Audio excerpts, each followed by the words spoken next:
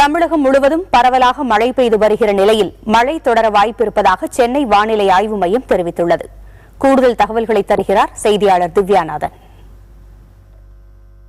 நேற்று நள்ளிரவு முதல் தமிழகம் புதுச்சேரியில் பரவலாக பல்வேறு இடங்களிலும் மழை பதிவாகி இருக்கு. மதுரையை பொறுத்தவரைக்கும் அதிகபட்ச வெப்பநிலை என்பது 34 டிகிரி செல்சியஸ் அளவிற்கு பதிவாகி இருக்கு. திருச்சியிலும் அதே போல 34 டிகிரி செல்சியஸ் அளவிற்கு பதிவாகி இருக்கு. இதற்கு அடுத்தபடியாக கோயம்புத்தூரை பொறுத்தவரைக்கும் மழை பதிவாகி இருக்கு. அதிகபட்ச வெப்பநிலை என்பது 28 டிகிரி செல்சியஸ் இருந்தது. நெல்லையை பொறுத்தவரைக்கும் 29 டிகிரி செல்சியஸ் அளவிற்கு வெப்பம் நீடித்தது. புதுச்சேரியில் அதிகபட்ச வெப்பநிலை 34 ஆகும். சென்னையை பொறுத்தவரைக்கும் அதிகபட்ச வெப்பநிலை 32 டிகிரி செல்சியஸ் ஆகும் இருந்தது. சென்னையிலும் இன்று அதிகாலை முதல் பரவலாக மழை பதிவானது. சென்னையில் இன்று இரவு மழை பெய்வதற்கான வாய்ப்பு இருக்கிறதா சென்னை வானிலை ஆய்வு மையம் தரப்புல தெரிவிக்கப்பட்டிருக்கு. எனினும் கனமழைக்கான வாய்ப்பில்லை அப்படின்னு கூறப்பட்டிருக்கு.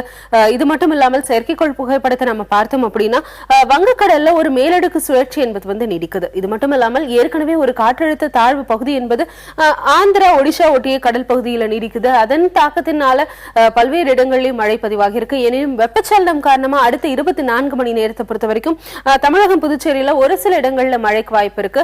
இது மட்டும் இல்லாமல் பருவமழை காலத்துல பொதுவாகவே மேற்கு தொடர்ச்சி மலை ஒட்டிய பகுதிகளில் மழை சற்று அதிகமாக இருக்கும்.